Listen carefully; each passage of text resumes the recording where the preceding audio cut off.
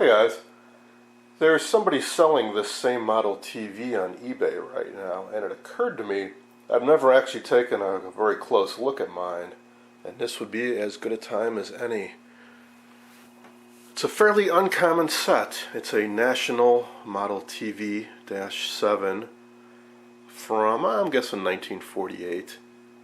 National's better known for making shortwave equipment, ham radio stuff. But they made a brief foray into TVs, I think starting probably from 48 and went into the early 50s. Didn't make a whole lot of models. Probably the coolest, most desirable one is one that they actually use like one of their ham radio cabinets. It's metal, and it has a big meter on one side and I think the speaker on the other. Whereas this one is a somewhat more traditional looking wooden cabinet. Speaker grill on either side. I'm not sure if it really does though. One of them might be faux, like in the RCA 630TS also has a speaker grill on either side, but it's actually only a speaker on one side. Well, it's one riddle I can solve by opening this up. So I got this at the Elli Buk auction last spring, along with a bunch of other sets, and it's just kind of been sitting around here and there as I've been moving sets around. I've never gotten around to actually taking the back off or looking inside. Oh, one thing I'm curious about is the knobs. I don't think these are original, or at least they don't match the pictures I've seen online. Although this one kind of does, but I've seen this knob on this side, not over here, and it doesn't really seem to do anything. It just spins and spins around, but it won't quite come off all the way, so it's something else I'm curious about. Although I just realized to get the chassis out, I have to figure out how to take this knob off. Okay, there's a set screw. Alright, I can loosen that up. So if this is right, this must be fine tuning, and then the inner channel's missing. The whole thing's kind of loose too.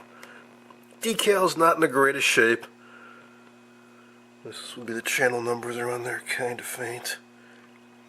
And I can see, just like the Motorola VT71s, some of these channel indicators have two positions, like 8, 9, 10, 11, 12, 13. So there must have been so either there was enough range with the fine tuning you could pull in one or the other, or you could tweak the oscillator coils inside the set to pick up one or the other depending on your area. But curiously, the lower channels 2, 3, 4, 5, 6, and 7 are all independent. So 1, 2, 3, 2, 3, 4, 5, 6. It's got more positions. The Motorola's have 8. This is 1, 2, 3, 4, 6, 7. This is 9 or 10 positions. Kind of odd. In fact, that's what I'm curious about. Is I've from what I've briefly read, there's a lot of odd stuff about this set. They were not primarily a TV manufacturer, so they did some kind of odd things. And even just looking at the back, it's a little bit weird. Like this dual fuse holder down here.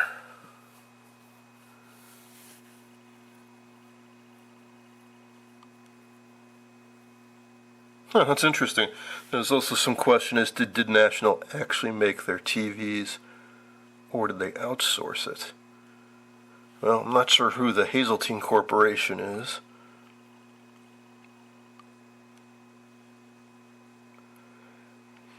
So I don't know if they're just acknowledging that they used patents from RCA and Hazeltine, or did Hazeltine actually make this for National? Not sure. Power cord's been cut off. And this is a bit weird too. So antenna, again, like the Motorola's, 3 lugs, probably outside 2 for 300 ohm twin lead, and then you use one side or the other for 75 ohm, or yeah, 75. So balanced or unbalanced input. But this AGC shorting and wires coming down from inside. Don't know what that's all about. Probably like a local distance, maybe. But why would you have a wire coming from here or here? Oh, I see. I thought that was going up inside. It's just down here. So maybe you would take off this shorting bar and connect this wire to one terminal or the other to control that. So maybe if you're in a city, you would decrease the amount of gain versus in a more rural area. Don't know. So I'm guessing this is not the original back. Looks like it's just a piece of perforated sheet metal that was cut crudely to the outline, and it's held in by 3 Phillips screws. So I'll take those off and take a closer look inside.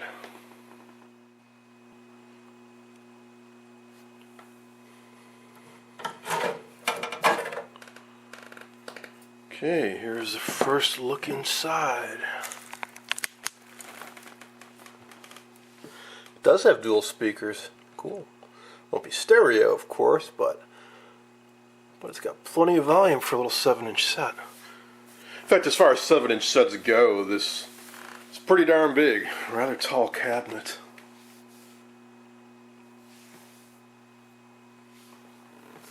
There's the antenna inputs, ceramic caps. Goes to some coax going up to the tuner. 3-tube tuner. Now, I had heard that there were a couple different versions of this. One that had a power transformer, one that was series wired. I don't know about that, but this is series wired, I'm pretty darn sure. So they don't see any power transformer. So I think this is somewhat similar to the Hallicrafters, like the T506 I restored a while back, in regards to the high voltages derived from a high frequency oscillator inside here. Same like the Motorola's and the Admiral 7 inches for that matter. In other words, no flyback. These are electrostatic CRTs. Let's see, there's a little selenium rectifier poking out back there. It's probably part of a voltage doubler. Seems like an odd place to stick it, right underneath the neck of the CRT, but go figure. Alright, well, not a whole lot to see from the back. No tube chart. I got this big metal box in the way. Can't not see underneath the chassis. That's a pretty beefy chassis. It's, 3.5 inches tall, maybe? I'm guessing it's got lots of room to work underneath the chassis. Looks like it's almost all miniature tubes. I just see a couple octal tubes hiding on the other side. One electrolytic. Don't see any electrolytics over here. So this must be the tuner and then the IF, maybe the sound stages. And these are some pretty big cans here. Alright, so let's see, I'll tip this on its side carefully, figure out how the chassis is attached, and see if I can get it out. Oh yeah, I got to take all the knobs off too, and I think there's a set screw on every one of them, so hopefully none of them are stuck on there. Oh, this is another nice little touch. Like I said, this is going to be a weird one. We got a switch here for 105 to 115 or 115 to 130 operation, which is cool. So we got higher line voltage now. You just flip that up. I'm curious to see what that's actually doing. It might just be switching in a big power resistor in and out of the voltage doubler.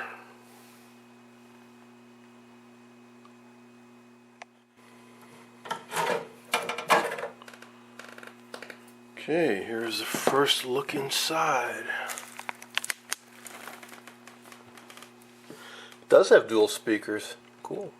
Won't be stereo, of course, but it's got plenty of volume for a little 7-inch set. In fact, as far as 7-inch sets go, this is pretty darn big. Rather tall cabinet.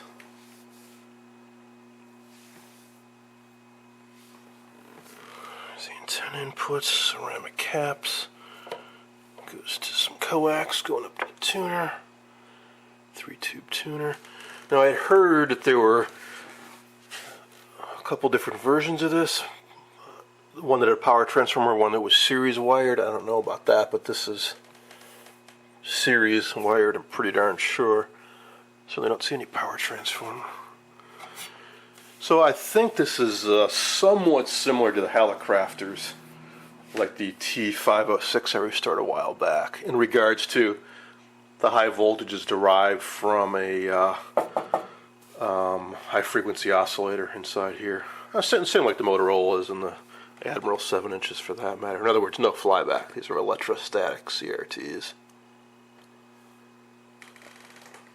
See, there's a little selenium rectifier poking out back there. It's probably part of a voltage doubler.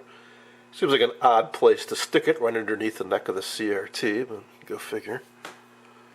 Alright, well, not a whole lot to see from the back. No tube chart. I got this big metal box in the way. Can't not see underneath the chassis. That's a pretty beefy chassis. It's, 3.5 inches tall, maybe? I'm guessing it's got lots of room to work underneath the chassis. Looks like it's almost all miniature tubes. I just see a couple octal tubes hiding on the other side. And one electrolytic. Don't see any electrolytics over here. So this must be the tuner and then the IF, maybe the sound stages. And these are some pretty big cans here. Alright, so let's see, I'll tip this on its side carefully, figure out how the chassis is attached, and see if I can get it out. Oh yeah, I got to take all the knobs off too, and I think there's a set screw on every one of them, so hopefully none of them are stuck on there. Oh, this is another nice little touch. Like I said, this is going to be a weird one. We got a switch here for 105 to 115 or 115 to 130 operation, which is cool. So we got higher line voltage now. You just flip that up. I'm curious to see what that's actually doing. It might just be switching in a big power resistor in and out of the voltage doubler. Fortunately, all the knobs came off without too much trouble. And these are definitely not the original. The shafts are all half round, whereas these are full round with 2 set screws. But I'm pretty sure this is original. Loosening up there one set screw did get it right off. And I discovered that the brightness control is almost completely frozen. I was able to really crank hard to move a little bit, but that one definitely needs some attention. And I can see that some of these shafts are rusty, so that one control may very well be rusty inside. Now for underside of the cabinet. Oh, pretty basic. Just a big old hunk of wood. Yep, plywood. And a motley assortment of fasteners. So I'll grab a screwdriver and start loosening these up. See if I can get the chassis out.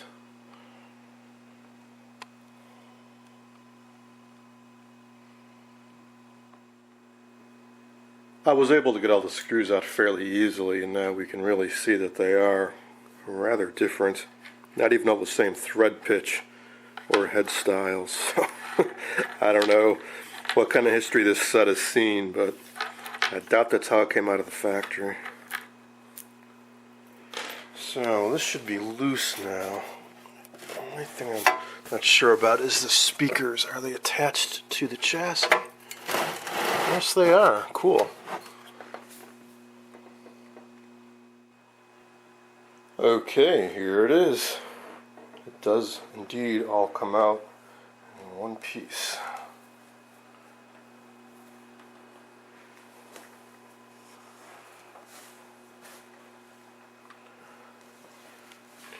Here are those 2 speakers. They're rather dirty CRT. If nothing else, I want to clean off this and the inside of the screen bezel because they're quite dirty. This is something I was wondering about. Okay, so that's why things were acting all funky. I don't know if that's by design or not, but this was not, or only engaged the fine tuning if you push it back all the way. It should be like that. Somebody had mentioned online that it had a chain drive in the fine tuning. Now if it does, it's not here because these are clearly 2 gears, but maybe inside there's something funky going on. I'm guessing there was probably some kind of stop on this originally to keep it. Yeah, because I can just take this completely off the shaft. Yeah, give me a chance to clean it out and throw some grease in there. Or maybe it was just the channel knob. When that's in place, it keeps this pushed back. Looks like those are cast aluminum gears. Looks like somebody may have scrawled something on here, but I can't quite make it out. Might have been the owner's name. Oh, it's what the controls do. Vertical, horizontal. Or no, sorry, vertical hold, horizontal hold, bright. No label on that, and that is contrast.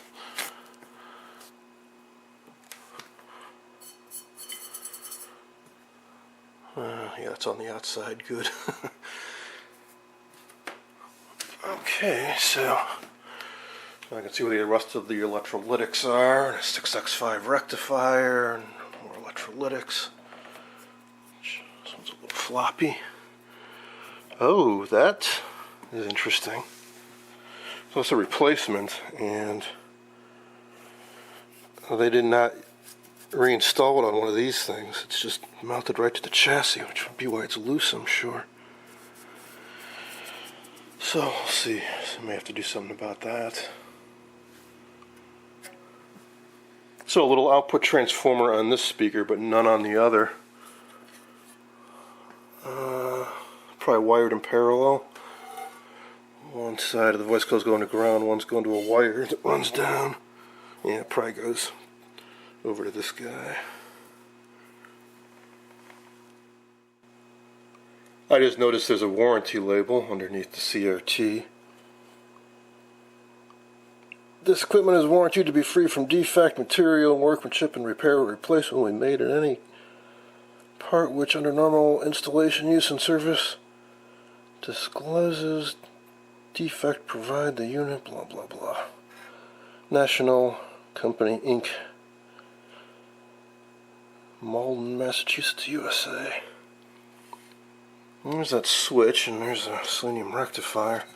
Looks like the switch wires go down underneath the chassis somewhere.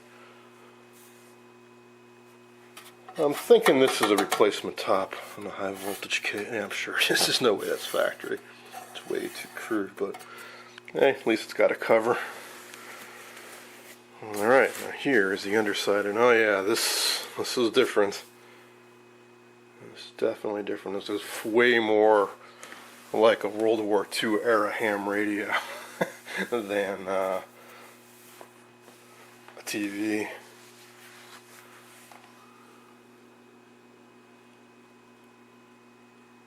I dig those high voltage rectifiers. I mean capacitors. So the doorknob caps you'd normally find mounted on a flyback, and the magnetic deflection TV. One of these guys. But here they used them for the coupling. It's got to be in the horizontal plates.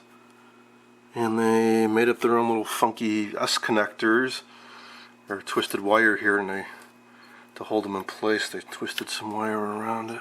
Cute. And these larger value ones, these are probably 500 picofarad.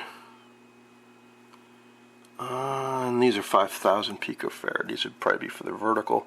Want more capacitance on the vertical because it's a lower frequency. Only 5,000 volts too. Typically you see 6,000. Kind of oozing.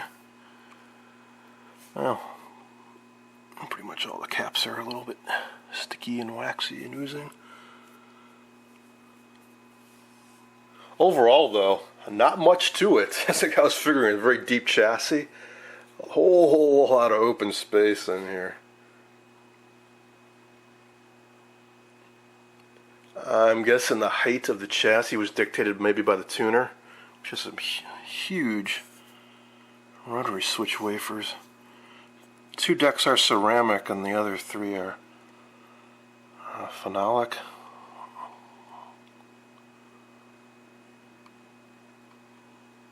Too bad they didn't use ceramic and silver contacts for all of them. Looks like a very, very solid tuner though.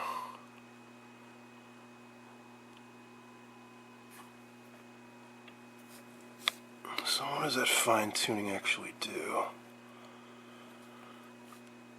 Well, it has a shaft that goes right into a thing in the back there. I thought maybe it'd move a slug in or out or something, and it might be internally, but externally, I can't tell that it's really doing anything.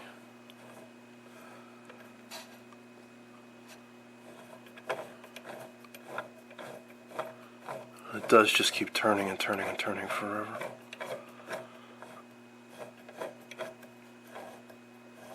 There's a little mark on the side of that inner tube. That's not moving. Yeah, I don't know. Either whatever's changing is hidden inside and we can't see it, or maybe it's not working right.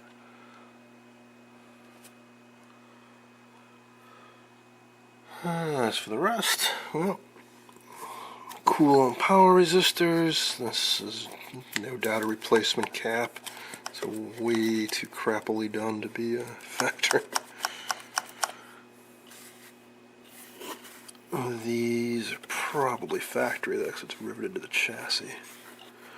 So I'm guessing this section on that electrolytic went bad.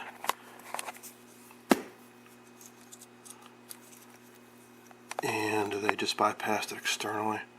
Tacked a wire onto this.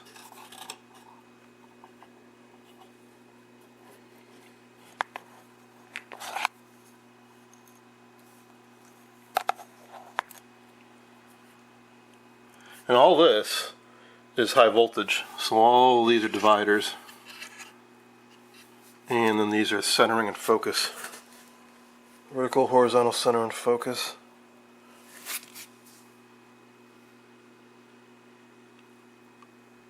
So here's a high voltage output from the inside of that box on the other side.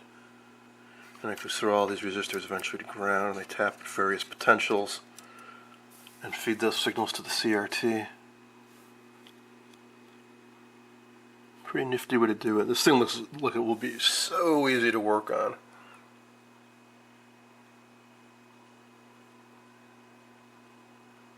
Now let's see, that switch. It's on the other side of this, and it's really hard to see what's going on there. Wire coming down to here. Kind of curious about this. I'm going to pull up the schematic on that. It's a pretty big honking transformer for a set like this. I expect there to be some smaller transformers, like a vertical blocking oscillator transformer, maybe horizontal, but I don't think it'd be quite this beefy. So I'm wondering if they don't have an autoformer or something like that for the B+, or some of the tube filaments. Or are these two just the horizontal and vertical oscillator transformers? See, there's been some splicing going on here. And get some more work done on one of those electrolytics.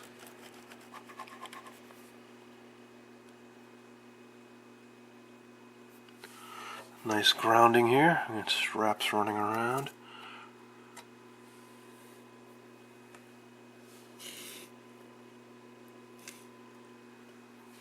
Oh, it's coax, or shielded wire anyways. Inside this braid is a signal wire.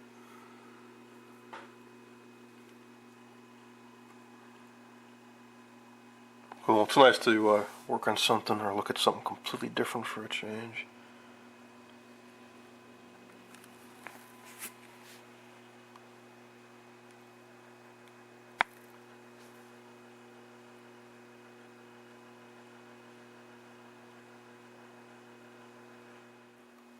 Now let's take a look inside here. This would be one of those unobtainium parts if it's bad. Pretty much any part for this, for that matter, is going to be unobtainium.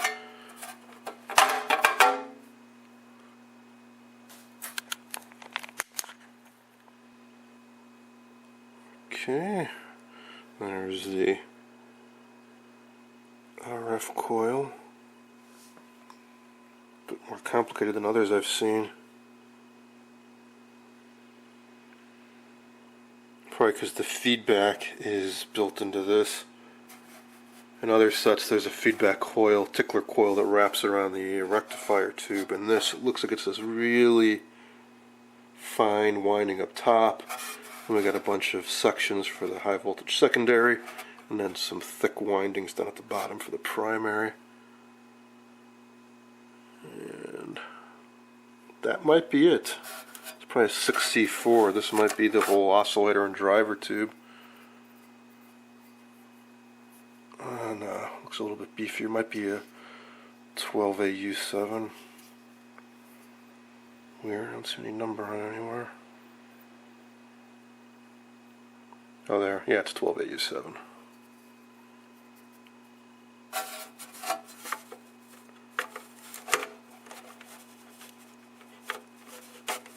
Socket feels a bit funky. Oh, well. Alright, so the last thing I'll do is I'll pull up the schematic for this, take a quick look at it.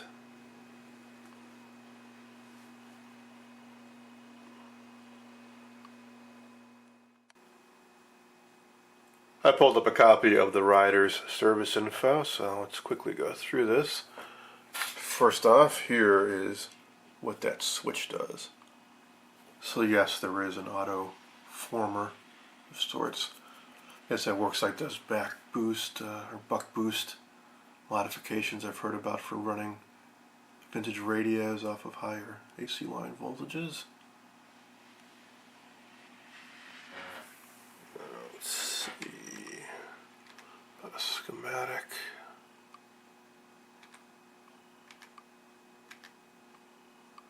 That's good. There's plenty of service info, that's for sure.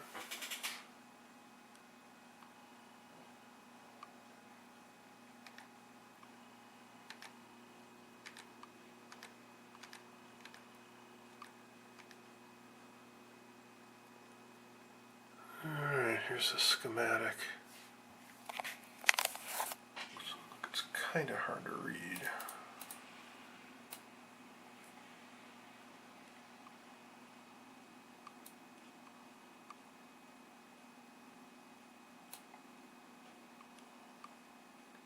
Okay, I'm trying to figure out where the power comes into this thing. Here we go. So it is definitely series wired. So one side of the AC line. They fuse both sides of it. Again, must go to their roots as a radio receiver company. So switch to ground. Here's the filament string, a dual filament string going down. Bit of funkiness here and there. Probably this tube uses a different current than the other tubes. One dropper there, another one stuck in here. Alright, and then for the B+, little funkiness here. We got a selenium rectifier. We've got a rectifier tube, another rectifier tube, and another rectifier tube. So a 25Z6, or is that a V5? 25Z6, a 6X5, and a selenium. And as I recall, the Helicrafters has a very similar setup. Alright, high voltage. There's a 12AU7 driving that high voltage coil. There's a primary. There's that tickler coil I mentioned. There's a high voltage secondary. Rectifier, and then there's a long high voltage divider chain, horizontal and vertical centering, horizontal vertical sweep, 12S on 7s for both sides. And okay, so these are the oscillators, 12S on 7s, and then the outputs are 12S on 7s. And these are the high voltage coupling caps, and there's the electrostatic picture tube.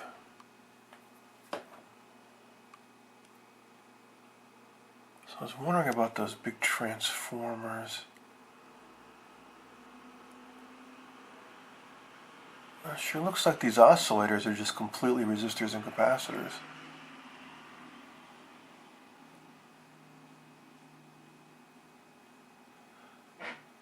So one of those transformers must be that one off the AC line with the switch. What's the other one used for? Not audio outputs. Oh, I bet it's a filter choke. Yeah, but it's that guy. Because the audio output transformer is mounted on one of the speaker frames, so can't be that. Alright, so it's a tuner, got an RF amp, a mixer, a local oscillator, 1, 2, 3 video IF stages, 6 AL5 detector, and AGC diode, 686 video amp, 686 sync clipper, DC restoration. This might be the only 7-inch electrostatic set to have DC restoration. Pick off the sound carrier from the video output. Ratio detector, 6805, and then a 6AT6 audio amp, and a 25L6 audio output. So, fairly conventional there. Alright, so, interesting set for sure. Don't know when I'll get to it, but eventually I'll get to it. Just wanted to give you guys a preview, and while I've got it out, I'll clean up the CRT and that screen bezel and make it look a little more presentable before putting it back together.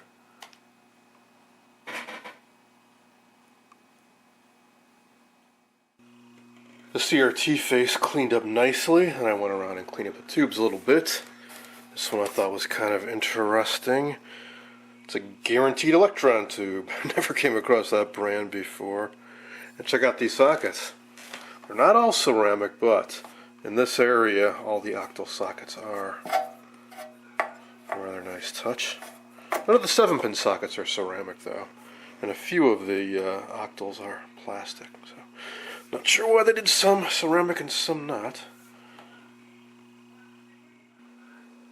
Now, one last thing I want to deal with is this. 4 little brass screws holding that front in. Taking them all out. I can finally lift this out and clean it. As you can see, it's accumulated a lot of debris over the years, and there's more down there on the glass. Just a piece of aluminum painted, kind of like that Sonora cabinet I restored not too long ago. So I'm very careful when I clean it up to not remove any paint. I suppose while I've got it out, I might as well see if the picture tube is any good. However, I'm not entirely sure how to go about doing that.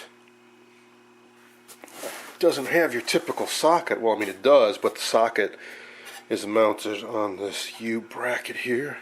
It's screwed on tight, so you cannot pull it off the CRT base. I think the way to go is you actually loosen up this band and pull the picture tube out and the socket stays put.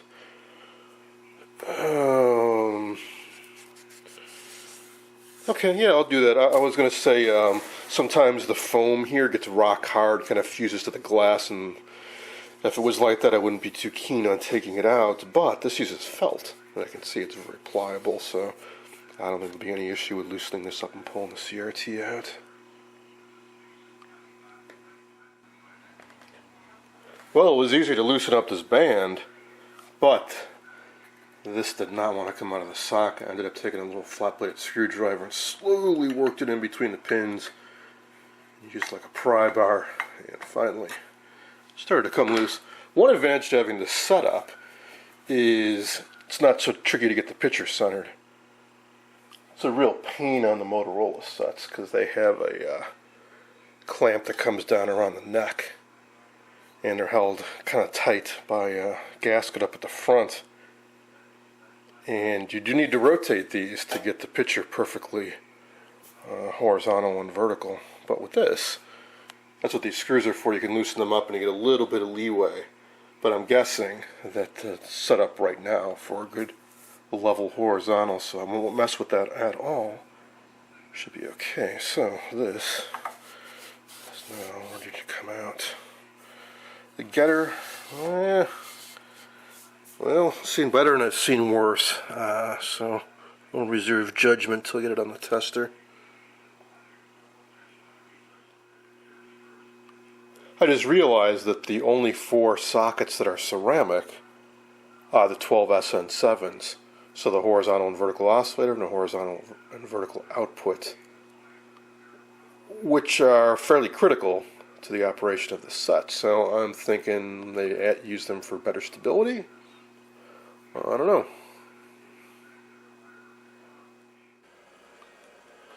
Okay, let's see if it's any good.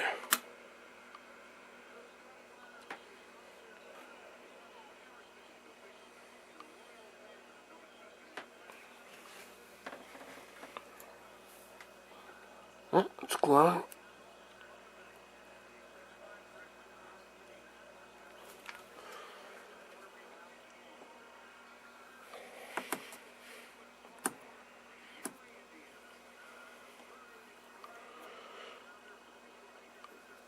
No cutoff control though, but we do have emissions, and the cutoff control works on this range.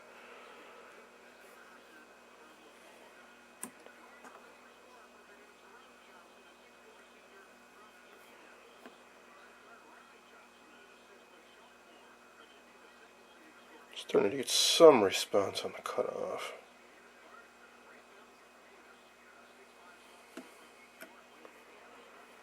And if I drop the bias range down, it's responsive. So, I'm sure it will produce an image.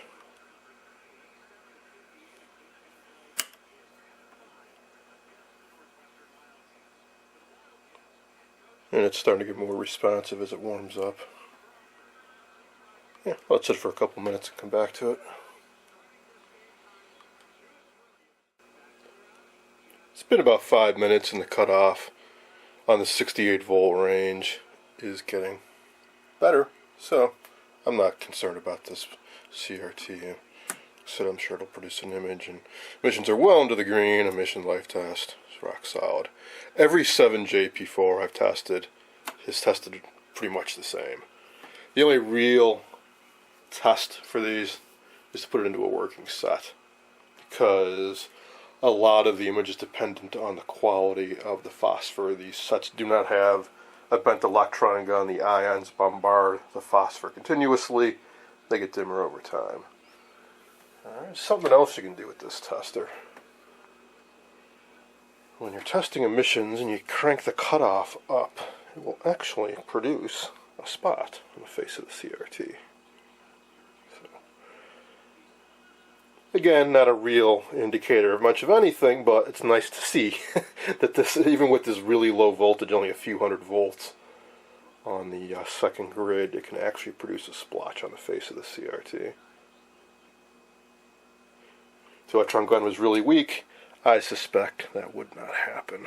Alright, so time to put this thing all back together. I reinstalled the chassis, and instead of using those 4 original screws, I found a matched set of 4 with the proper thread, so it's nicely secured. And it looks a whole lot better with that screen cleaned up. That leaves one last thing to take a look at, which is the cabinet. Overall, it's in decent shape. It's got all the original finish and patina, and original color, decals, so don't plan on refinishing it or anything, but the front is becoming loose. I don't know what might have happened to this over time, but you know, something happened to it, and it doesn't really want to go back. It looks like this should go underneath the top, and that's just not going to happen. So I don't know if the wood has swelled up or what the deal is, but this top edge should be going underneath that. And it's especially bad in the middle, I suspect, because there's really no support inside, that this top has sunk down. It probably had some weight on it. So I'm not going to deal with it right now because the chassis is in there, but sometime when I get around to restoring this, I'll try to jack up the inside of the top and then slide this back under it. Also, something hindering it is there's a nail stuck in there at an odd angle right there, which when you try to push this in, just bashes into it and has left a gouge in there. So right now I'm going to pluck that right out. And that may have gone through at some point, and then it ripped out this way. Because I can't imagine why somebody would drive a nail in it at an angle like that prevents this from actually going back in the way it should. So I'll just grab some needle nose pliers and yank that out. And then eventually I try to jack the top up a little bit, squirt some glue in all around, and clamp this back down. And then I think it's just clean it up and leave it as is. And then there's the knobs. Well, there's reference photos online. I know a couple of the guys that have this set.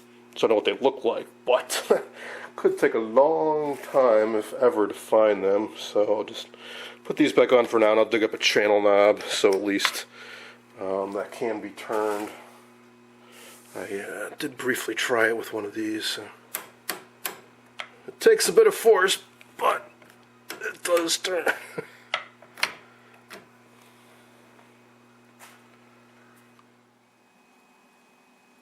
I did a little searching on the internet to see if I could find out more info about this set, including some photos so I could find out what the knobs look like.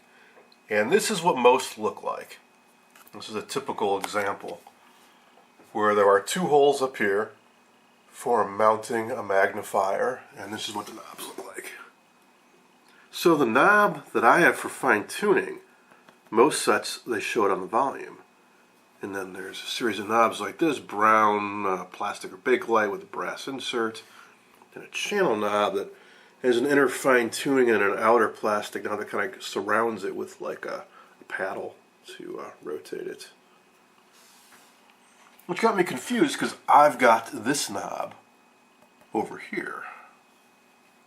So I was wondering what's going on with that. Oh, and here's what the magnifier looks like.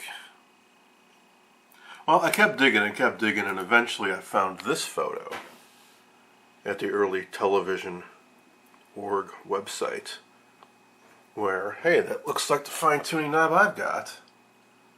And I don't know if that channel knob is original or not. I suspect it's not. But it also does have that one over here, and then these match. But this does not have the holes up here for that magnifier, and neither does mine. So, until I hear any better... Oh, and also the logo is small and up top. Whereas on this other set, the logo is down here. So, I'm going with this for now as the model of what mine should look like. So if anybody has knobs like that, please let me know. So the next thing I did was to hop onto eBay, because I'm thinking, well, they made ham radios. Maybe there's knobs out there. And yeah, actually there is.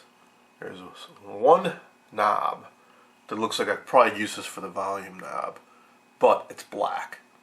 Whereas I should really have kind of a swirly brown like that. Yeah, for 20 bucks, and it wouldn't really match. I don't know.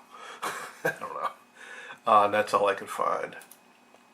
Otherwise, for National, there are a few other knobs, but they wouldn't be appropriate for mine. And there are a few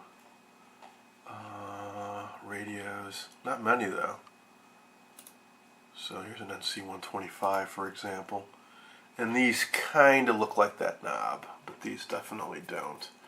So, and there really aren't many National radios. There's like 2 on eBay right now. So, I'll ask around with the radio guys and the ham radio guys. Maybe there's some spare National NC model, whatever, knobs floating around. You know, never know. I might get lucky. We'll see.